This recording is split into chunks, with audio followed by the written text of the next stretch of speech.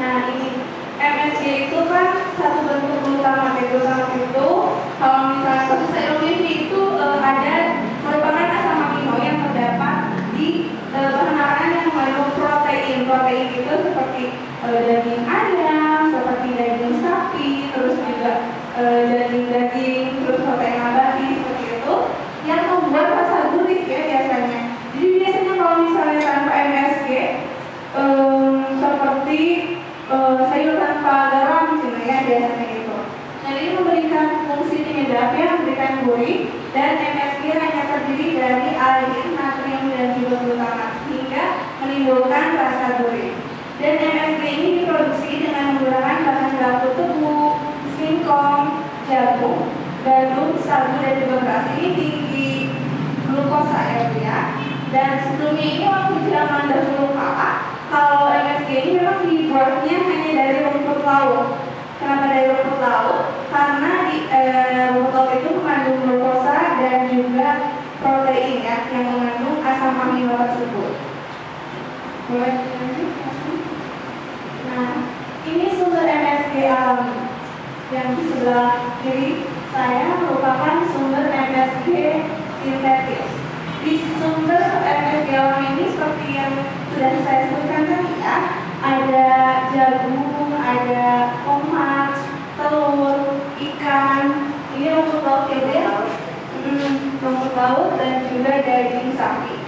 Kemudian sumber monosodium glutamat yang sintetis itu ada di tentunya bahan makanan yang dibuat ya, yaitu seperti saus tomat, sosis, terus juga ini mayones, di sebelah sana mie goreng, terus ada daging kaleng, dan di sana minuman kemasan. Sebetulnya semua jenis makanan, minuman kemasan, olahan, kalengan, semua itu pasti mengandung monosodium glutamat karena itu fungsinya sebagai pengawet selain sebagai penyedap. Begitu.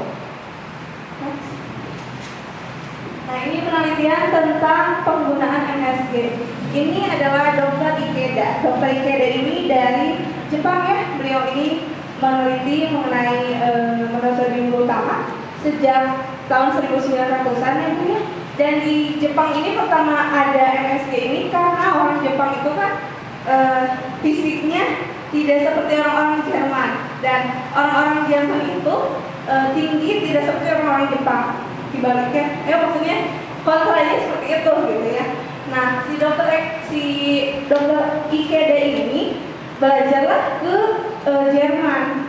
Beliau meneliti segala macam mengenai kenapa orang Jerman itu pertumbuhan fisiknya tinggi-tinggi. Nah dari situ beliau melakukan penelitian sehingga adalah satu merek yang sangat familiar di Indonesia ya, dengan inisial A dalam hati saja sebutnya. Terus juga ini Dr. Ikeda ini melakukan penelitian terus menerus sampai akhirnya menemukan formula atau standar yang sudah dibakukan. Begitu. Sebetulnya MSG ini sudah digunakan 2.500 tahun yang lalu ya, di daerah Asia Tenggara ya, di daerah Asia Tenggara itu menggunakan kecap ikan ya dulu itu. Jadi ini bukan hal yang pertama ya, penyedap rasa dijadikan sebuah makanan tambahan di dalam makanan supaya memberikan rasa gurih. Nah ini nama lain MSG. Ini adalah salah satu bentuk penyamaran supaya MSG tidak diketahui oleh masyarakat luas.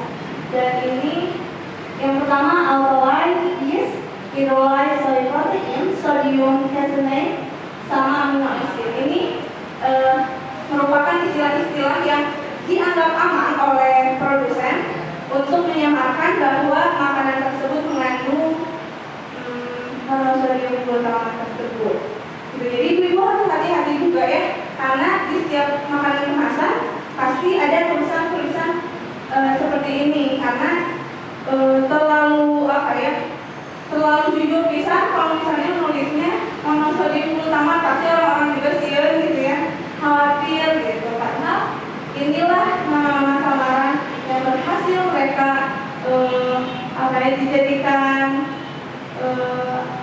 dijadikan memberikan apa ya? Bukan gembok, sih yang menutupi lah bahwa itu tuh merasa bersama. Silakan. Ini dampak jangka pendeknya sindrom restoran Cina. Biasanya kalau makan bertiau, buyung hai, capcay di restoran Cina suka gurihnya teh menendang gitu ya, menendang mulut gitu ya biasanya. Nah itu memang identik kalau restoran Cina, walaupun nggak semuanya ya. Ini mah kata istilah aja bukan kata saya. Ini katanya bisa menimbulkan pusing, sesak. Pusingnya itu yang berjalan ke leher sebelah kiri seperti mungkin sudah pada tahu ya, kolesterol itu kan menjalannya ke leher. Terus ke kepala tuh berat, ada yang migrain, ada yang pusing semuanya gitu. Terus juga keringat dingin, jantung berdebar lebih kencang, dan juga haus berlebihan seperti itu. Sebetulnya ini agak-agak sama juga dengan diabetes mellitus, cuman lebih spesifiknya memang harus dikontrol atau diperiksakan oleh ke dokter ya. Gitu. Terus juga dampak yang jangka pendek selanjutnya kejang, terus juga ada rasa mual ya, mual atau suul gitu ya. Terus juga mulutnya terasa kering sehingga jadi haus berlebihan.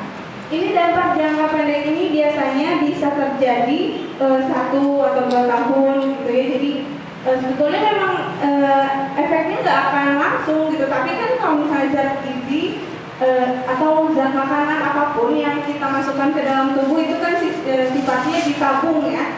Jadi makin lama makin menumpuk seperti itu. Silakan. Nah ini merupakan dampak jangka panjang.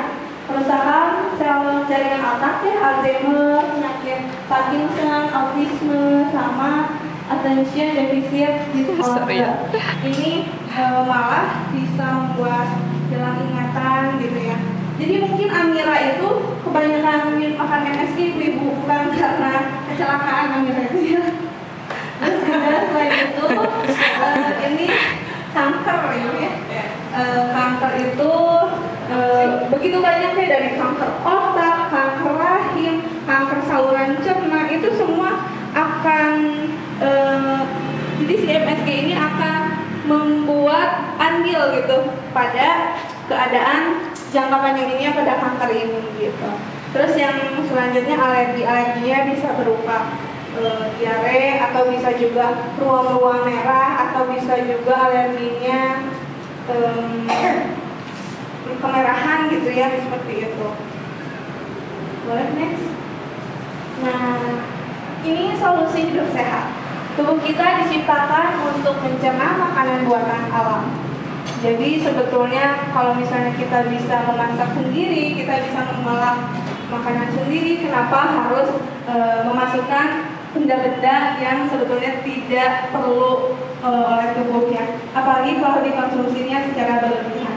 Sebetulnya apapun itu, asal kita ingat bahwa makanan yang kita makan adalah memang harus makanan sehat. Walaupun kata mama saya ya, neng nawa itu sehat tuh ya, gitu ya. Tapi kan tetap aja kita bisa mengendalikan apa yang kita makan gitu ya. Dan kalau misalnya zaman dulu nih ibu mengenal ya 4 sehat 5 sempurna ya. Nah kalau sekarang namanya ini gizi seimbang. Gizi seimbang ini bisa dilihat, yang paling besar itu adalah kolom air putih. Terus yang kolom yang kedua apa itu? Apa sih? Kayaknya. Ya, yang kedua itu bisa diseimbangkan dari kaldu, dari gula sama garam. Itu juga sudah cukup ya kalau menurut saya. Saya juga awalnya pakai ini juga tadi nggak di copy dulu ke harddisk, di copy gitu ya. Ya sudah lah, memang saya tahu dampaknya. Tinggal menjalankan. Ya udah masukin aja lagi. Boleh ini dulu. Saya bertanya mengenai makanan Jepang yang substitusi itu yang diberikan tadi itu sejauh mana diperbolehkan? Kebetulan saya suka gitu.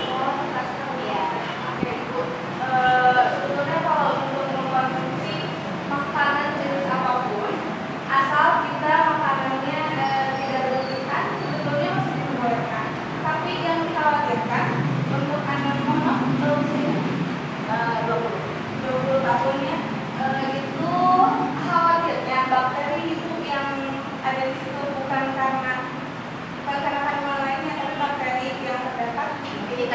segar Ya, betul. Karena kan kita tidak bisa menjamin juga restoran yang harganya setinggi langit itu belum tentu sehat juga, belum tentu bersih juga. Ya, sekali kebetulan ada ini hanya aja ada teman saya anak itu kebetulan baru makan makanan seperti itu, sampai di rumah hanya beberapa jam kemudian meninggal. Apakah itu mungkin ada dari situ juga, dari bakteri itu atau dari mana ya? Itu sih kalau Nah, sebelumnya sudah ada itu penelitian di Tokyo kalau tidak salah ya. Itu seorang mahasiswa dia perhatian sekali makan. Dia sehari itu jadi makan siang makan siang dia makan siang makan malamnya gitu juga. Itu karena akumulasi bakteri dan jumlah bakteri yang terdapat di gizi tersebut bisa menjalar ke otak ya, bahkan kan dibelek kepalanya itu pasti kita bulat-bulat itu sangat cepat, hitungan jam gitu ya, itu mungkin saja terjadi karena ya kita ya kembali lagi kita mana tahu apa yang akan menghasilkan. Kalau bisa dicegah, kenapa harus ya kenapa tidak dicegah sedini mungkin?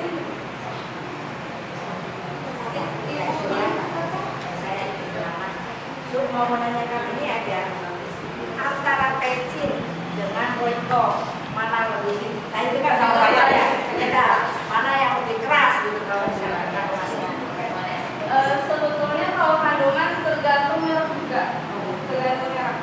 Dan itu pecin itu termasuk golongan monosodium utama, boiko itu golongan monosodium utama. Saya lupa mengatakan kalau misalnya untuk kita yang sudah dewasa untuk menggunakan atau mengkonsumsi MSG itu maksimal 2 gram per hari per kilogram berat badan. Begitu detail ya, begitu detail dan itu memang harus dihitung. Tapi kalau menurut saya untuk mengkonsumsi monosodium utama, ketika kita merasa kita akan rugi makan itu nantinya, kenapa harus dikonsumsi? Gitu. Seperti itu esensinya. Barangkali ada lagi yang ditanyakan? Boleh? saya itu pasti nanya kalau untuk netralisir MSG apa ya? Sebetulnya gini Bu, MSG itu bisa berkurang kadarnya dalam suhu yang tinggi. Tapi masalahnya kalau misalnya kita memasak terlalu lama, zat gizinya akan rusak. Jadi itu kontra ya. Kalau misalnya kita masaknya lama, MSG-nya kadarnya berkurang. Tapi kalau misalnya kita masaknya terlalu lama, zat gizinya yang berkurang. Kalau dibalik bagaimana? Jadi kita airnya dulu, kasih dulu itunya rekonya atau penyedap rasa yang lain, dimatangkan dulu, baru setelah itu agak lama baru masukkan sayurannya di mana kalau bisa. Sebetulnya bisa mungkinnya dibalik, tapi kan nggak semua makanan berbuah kan ya. Iya. Nah itu mungkin yang kalau berbuah bisa diatasi seperti itu. Tapi kalau misalnya seperti nasi goreng seafood ya seperti itu, waduh itu memang sudah menumpuknya itu udah menyerap gitu ya kalau makanan itu kan itu sangat enak dan berbahaya. Itu juga